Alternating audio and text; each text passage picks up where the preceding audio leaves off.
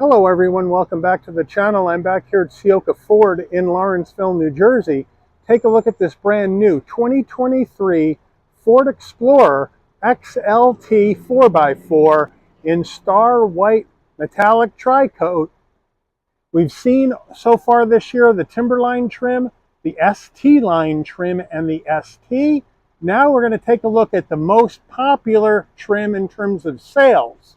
Now the Explorer is the #1 selling SUV of all time with over 8.2 million units sold since it was introduced for the 1990 model year. Last year, Ford sold well over 200,000 of these Explorers, and in 2023, Explorer sales are up by 35% year over year. So there's something about this vehicle that is attracting the buyers and closing the sales on these things. So we're going to check out this XLT, see what it brings to the table in this 3-row midsize SUV segment.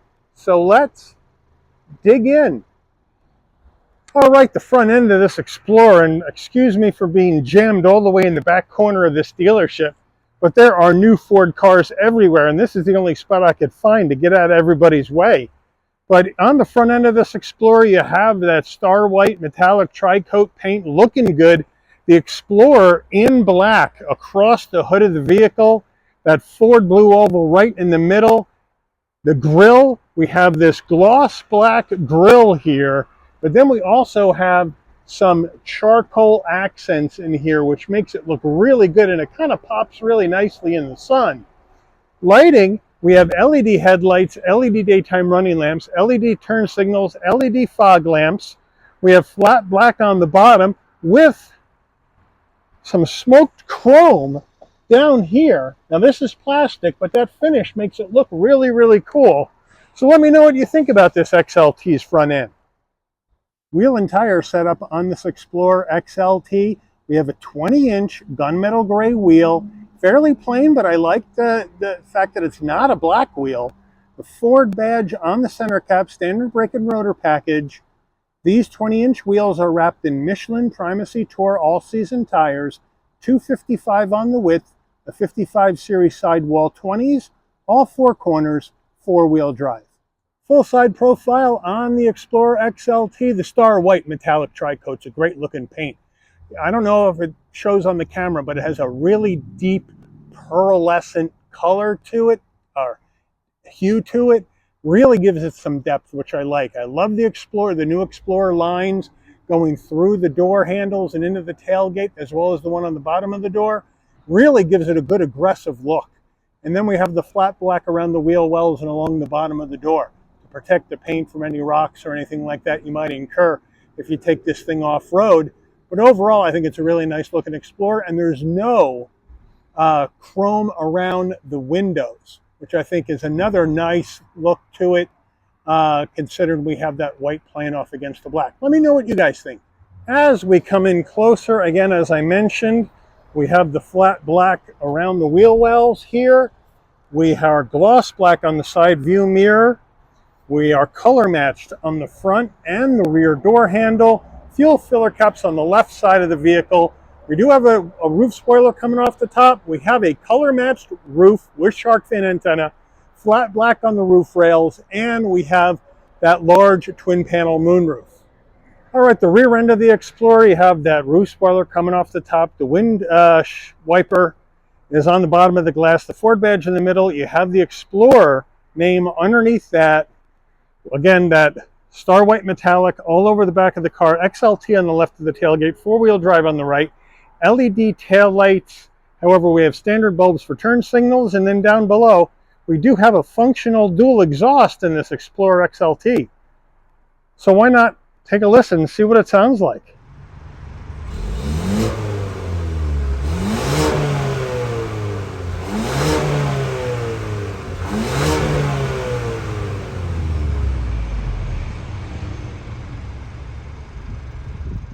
We are under the hood of this 2023 Explorer XLT, and what do you get when you go Explorer XLT? You get a 2.3-liter EcoBoost 4-cylinder engine mated to a 10-speed automatic transmission.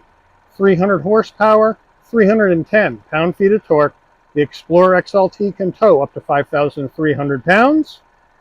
MPG's 20 in the city, 26 on the highway, 22 combined. The engine's minimum octane rating is 87, so you can run this on regular unleaded gas. Now, before we get into the interior of this 2023 Explorer XLT 4x4, you're going to want to know, Mike, if this is the most popular XLT trim, it's got to be less expensive. And in a general rule, yes. But this particular XLT is very interesting because this thing is pretty much maxed out as far as options and whatnot go, which makes it still a fairly expensive SUV in this segment. So, what do we got here? Well, the base price for an Explorer XLT is $40,570. Now, this particular XLT has $9,150 worth of options. So let's run those down. It's got equipment group 202A for an additional $3,540. That's going to give you the remote start system, a heated steering wheel, and the 8-way passenger seats, as well as some other things. Those are just the highlights. Then we got to add an additional $795 for the Star White Metallic Tri-Coat. We add another $200 for the carpeted floor mats for the first 2 rows. We add another $1,695 for the twin panel moonroof. We get a discount of $50 for removing the engine auto stop start function. Thank you, Ford, for taking that out of there. And then we get an extra $20 credit for getting rid of the 4G hotspot. I don't know about that one. Then an extra $995 for Ford's Copilot 360 Assist, which is going to give you the adaptive cruise control, the voice-activated touchscreen navigation system, and evasive steering assist. Then an extra $1,995 for the XLT Sport Appearance Package, which is going to give you these P255 5520 all-season tires and the carbon gray wheels that are 20 inches. And so once you get that all added up, we got $49,720. And then we got to add in a destination and delivery of $1,595 from Ford's Chicago assembly plant to give you a MSRP before discounts of $51,315. But since we live in New Jersey, we get Ford's 4-wheel drive regional discount, which is $300. So the total MSRP for the way this one is equipped is $51,015. That's an expensive SLT. So let's dive in and check out this interior. All right, starting with the footbox, nice large dead pedal brake and accelerator. The floor mats are in the cargo area at this time. We do have a plastic door sill plate that says Explorer on it to welcome you to the car. Seating wise, you have power seats with lumbar for the driver and front passenger. Then we have this two-tone ActiveX seating with stitching, nice and soft bolstering, very cushy. And that's what I love about the Explorer seats. They're some of the most comfortable in any SUV I've ever been in, but it's a really nice two-tone look on this XLT Explorer. Door panels, soft touch up top, that slate color insert in the door to give it that two-tone look with the black and the slate, looking good. Brushed aluminum on the door handle, flat black on the switchgear, a nice soft armrest in this XLT. So a really good looking door panel, and I love the two-tone look between the black, which is the ebony color, and the slate. I think it looks really good. We get here, we have soft touch up here. We do have some silver trim right here that looks nice, breaks up that black really well. And then we have a nice large glove box. All right, now we get the iPad style 8-inch Sync 3 from Ford in this Explorer XLT. And as you can see, once we wake it up, the Sync 3 responds really, really well. We have navigation built in. We can, let me turn this volume down. We can get our Sirius XM action going, or we can Bluetooth our phone or listen to our music library with wired Apple CarPlay or wired Android Auto in Sync 3. You got your settings where you can set up your driver assistance and your driver profilers, your Ford Pass Connect, so you can connect to the car through your phone. So they got you covered there. But as I mentioned in other Explorer reviews, the Explorer needs to get with Sync 4. Right, we have now the Escape with Sync 4. The Explorer is a more expensive vehicle, and Ford's going to need to start doing Sync 4. But this Sync 3 system works really, really well. It's just that you're not going to get the latest and greatest from Sync because you're going to get the wired CarPlay and Android Auto. But if we go to reverse and we take a look at that backup camera, nice and clear, with trajectory, with the tow line, looking good. So no problem there on that. Now underneath that, we do have an area for storage. Then we have our volume and tune 4-way hazards, seek for your music. Down below, we have dual climate control action, 3-stage heated seats for both the driver and the front passenger, and a heated steering wheel. So they got you covered there. Down further, you got a 12-volt USB-A, USB-C, and a storage area. Here's the dial to go through this 10-speed automatic transmission. An area for storage, 2 cup holders. I like this trim, so there isn't any gloss black plastic. I like that. The key fob for this Explorer, here we go. Right here, unlock, lock, remote start, pop the tailgate, and your panic button, Ford on the back. Nice weight, nice and easy. If you had wireless charging pad, it would be right here in the front of the armrest, but this one does not, so it's just a storage area. Then you have a nice semi-soft armrest. You open that up.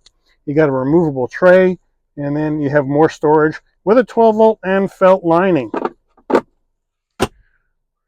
Okay, we got the Explorer steering wheel. Nice leather-wrapped steering wheel. Nice 10 and 2 notches. Like the brushed aluminum look. The lift up the wheel. Ford badge on the horn button. Flat black on your switch gear.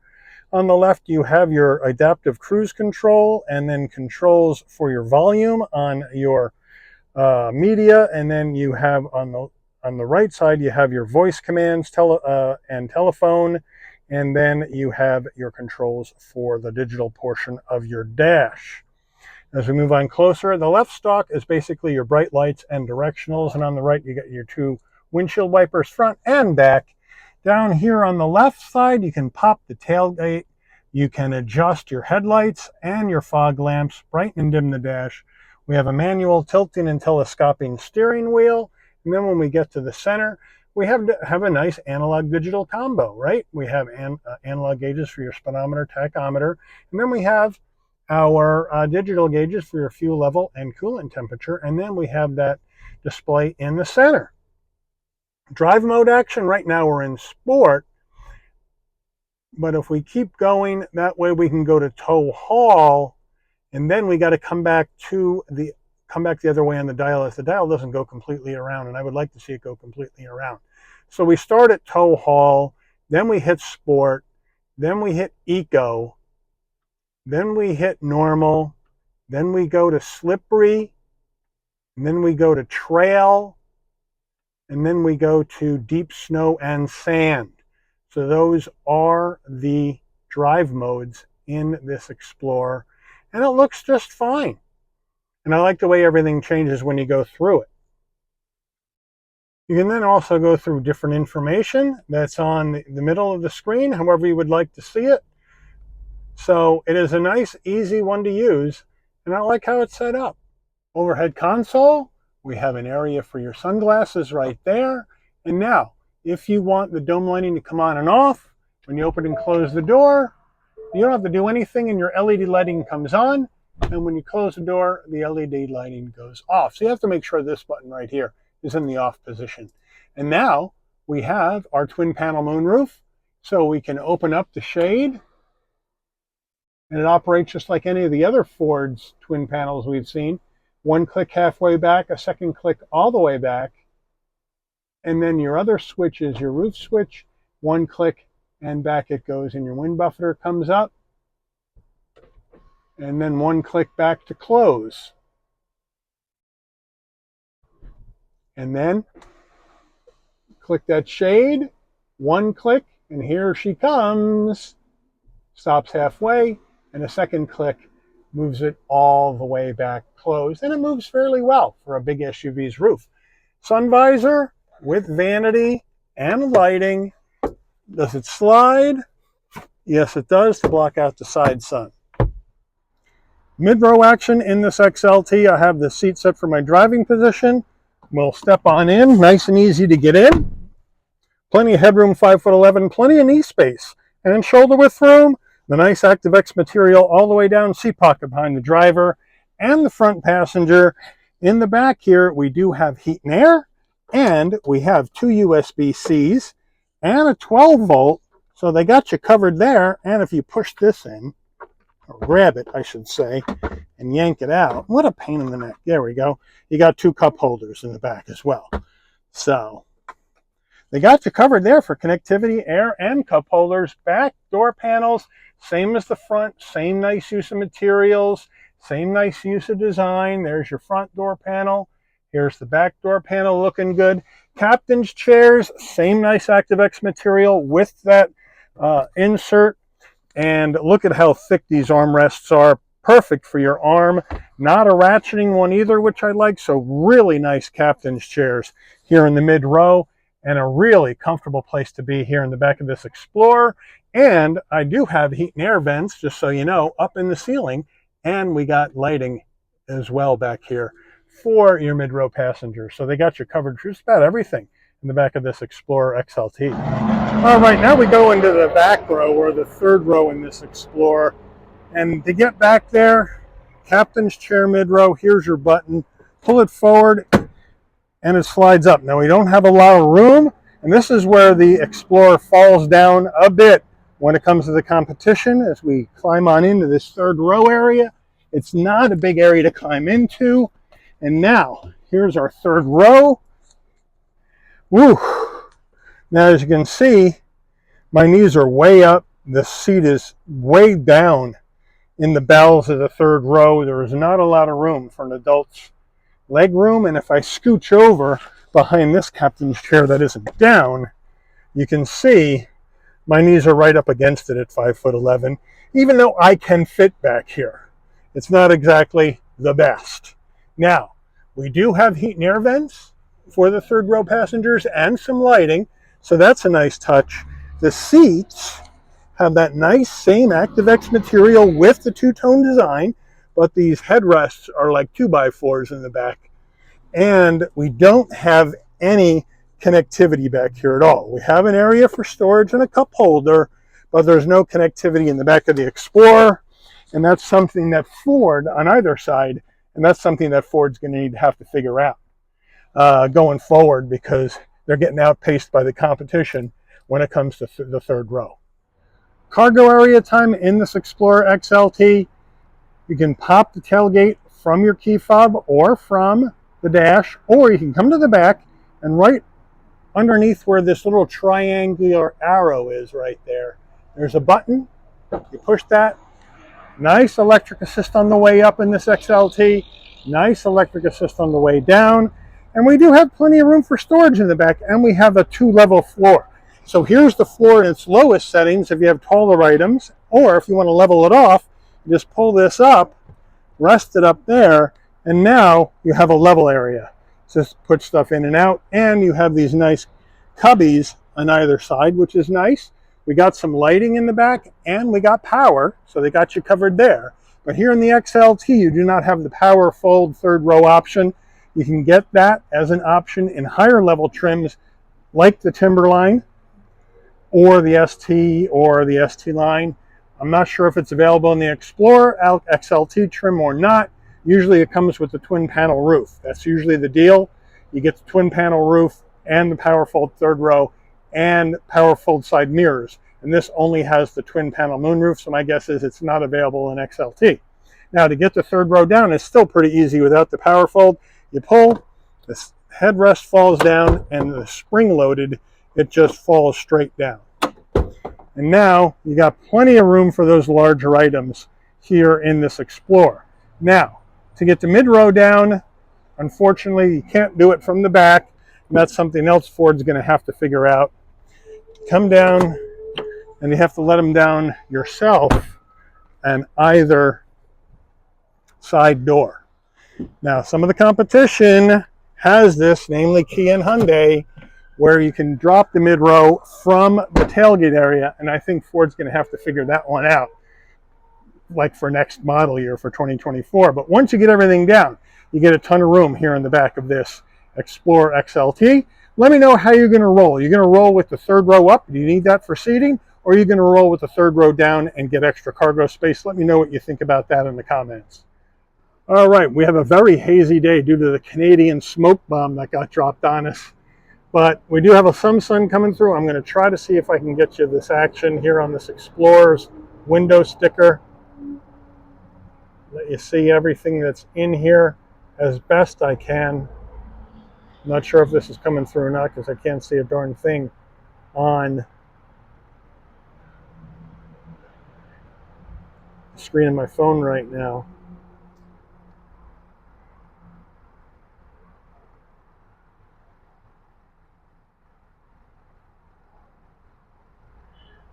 Let's take her out for a spin. All right, we're out on the road in this 2023 Ford Explorer XLT 4x4 with our 2.3 liter 4-cylinder EcoBoost. 300 horsepower, 310 pound-feet of torque is nothing to shake a stick at in a vehicle. Ford has got some of the best as far as powerful engine lineup when it comes to their SUVs. Because this is the base engine for the Explorer, and you're getting 300 horsepower out of the box in a turbocharged 4-cylinder. That's pretty darn good, as well as this smooth 10-speed automatic. So that's pretty darn good as well, as far as that goes. And if you want a bigger engine, you move up in trims, you can go 3-liter EcoBoost 6-cylinder, and then you can go 400 horsepower, and I believe 410, 415 pound-feet of torque in an Explorer, and that'll really put the pedal to the metal down and take you down the road fast. So as far as this Explorer goes, we have plenty of visibility out the front glass, side view mirror, rear view mirror, and the rear window. I have blind spot monitoring, cross traffic alert, lane keep assist is all in this Explorer, so no problem there. And I really like how the Explorers drive, because they're rear wheel drive biased. So when you're driving under normal conditions like we're doing today, you are in rear wheel drive. And then as conditions worsen, then the power is sent up to the front wheels to give you better traction. And I just like how rear wheel drive behaves as far as handling and as far as ride quality over front wheel drive in an SUV, and that's why I really like how this one drives. Now, full disclosure, I do own a Ford Explorer Timberline, so personally I am very, very partial to an Explorer. So I'm trying to be as objective as I can when it comes to the Explorer, because I do have a very soft spot in my heart for them, because I've currently own one, a brand new 2023, and I've owned 3 others in the past. So that's what I really like the most about these. The handling is good for an SUV. The comfort in the seats is fantastic in an Explorer. Some of the most comfortable SUV seats I've ever been in. I really like the comfort. I love the captain's chair's armrests. So I really like how it's set up. I like the fact that even with the 4-cylinder engine, you're getting 300 horsepower. You're getting a 4-wheel drive system and not an all-wheel drive system, which is going to give you better traction when conditions worsen or if you're off-road in this. So they do give you some nice driving aspects to this Explorer.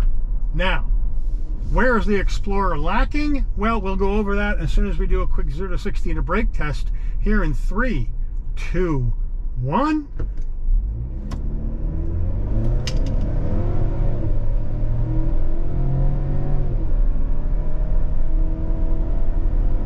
And we're at 60 going around down the road, no problem. So you got to wait a second for those turbos to kick in. I wish it was a little bit more quicker than that. But once you're up to speed, you get a really nice drive out of the rear-wheel drive Explorer. And the handling is pretty good, and that's because we're dealing with rear-wheel drive. It's always going to be better. We're going to come up to this turn, see how she does.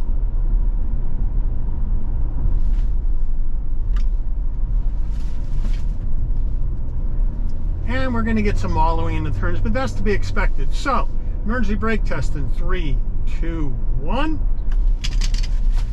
Nicely done. Everything sage straight. And off we go. So, where does the Explorer fall down against the competition? Well, number one, the price. The Explorer is an expensive alternative if you're looking at a 3-row midsize SUV. You can get a Kia Telluride SX Prestige X Pro for about the same money as an Explorer XLT or Explorer Timberline, which are mid-level trims in the Explorer. If you go top trim to top trim, the Explorer King Ranch is about $62,063, which is about $9,000 to $10,000 more than the top trim Telluride and the top trim Palisade, about $9,000 more than the top trim Highlander and the top trim Pilot. It's expensive,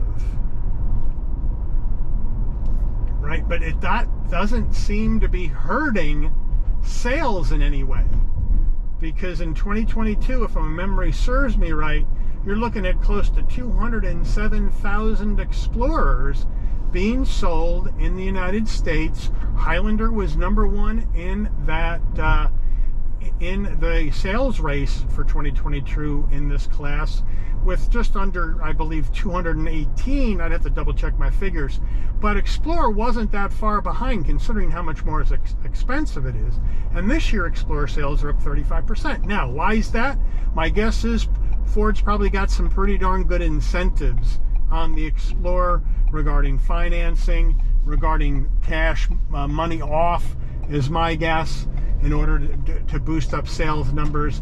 That's my guess with the deal on this Explorer. That's probably what's happening, but I don't know for sure. But it's an expensive deal. The other thing is the third row is lacking in comparison to the competition, right? Your competition from Korea, which is stiff in the Telluride and in the Palisade, have connectivity in the third row. Now, the passenger room in the third row, about the same. It's cramped, but they have connectivity in the back of the third row. And if you go Palisade calligraphy, you can get heated seats in the third row of a Palisade.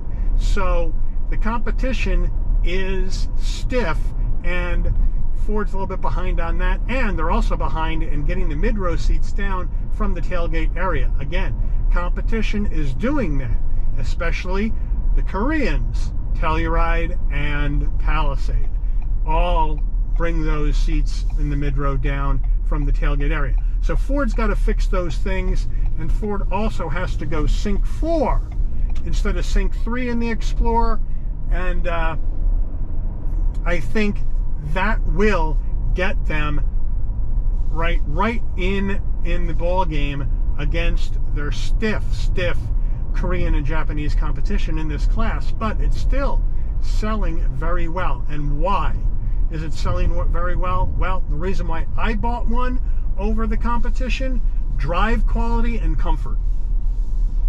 The drive quality is better and the comfort is better, and that's all there was to it for me. With a guy with a bad back, especially the low back area, and you're going on long drives, and I've gone down to Carolina, North Carolina in my Explorer, not an issue with my back at all. Had been down to Carolina. Kia Telluride I owned, back started aching about halfway there. So comfort and drive quality is what I think drives the Explorer sales, and the power they get out of their engines, which is best in class. That's where I think they shine, and that's why I think you see people buying them. At least that's why I bought my 2023 Timberline, because I'm getting 300 horsepower, I'm getting a good off-road spec, and I'm getting comfort and drive quality, and the XLT is bringing the comfort and drive quality and all those drive modes that get you through just about any terrain you want to go through. And that's where I think they shine. So yes, there's some issues, but the Explorer definitely shines in many areas, and I just don't think it's given the credit it deserves from the other large YouTube channels. And again, this is coming from somebody who owns one, so again, I'm trying to be as objective as I can, but I do really like these Explorers. So take that and take my comments maybe with a little bias, because everybody's a little bit biased based on what cars they like and what cars they own. But we're going to take this up on the highway. We're going to give you a demonstration of how it does up on the highway. We're going to take this out of normal and put it into sport, see what we get out of it up on the highway. Now everything's tightened up, steering's tightened up, suspension's firmed up, transmission shifts are going to be shorter and more to the point is my guess. So here we go, let's see what happens.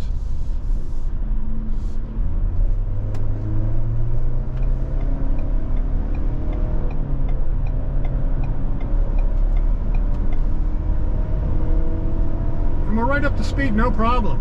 On the highway, not a problem at all. Transmission's now shifted down. We're running perfectly. Now I'm getting some wind noise. I'm getting some noise from outside the vehicle. So you are going to get some wind noise being up high in an SUV, especially a squared off one like the Explorer. It's like pushing a brick through the air. That's why you see your gas mileage down, even for the 4-cylinder version. But really smooth ride on the highway, and again, comfortable and seats and drive quality. But if you're in the market for this mid-size 3-row SUV, I would put the Ford Explorer on your list to test drive and give it a shot for yourself and see what you think, because I think you would be pleasantly surprised with how comfortable these Explorers are and how well they drive. But I do want to thank Ciocca Ford of Lawrenceville, here in Lawrenceville, New Jersey, for allowing the channel access to this 2023 Ford Explorer XLT 4x4 for a review today. I'd like to thank all of you for watching. If you enjoyed this video, please consider giving it a like. Please also consider subscribing and turn on that notification bell so you never miss another Shabby's Rides video. And I'll see all of you on the rebound. Take care, everyone.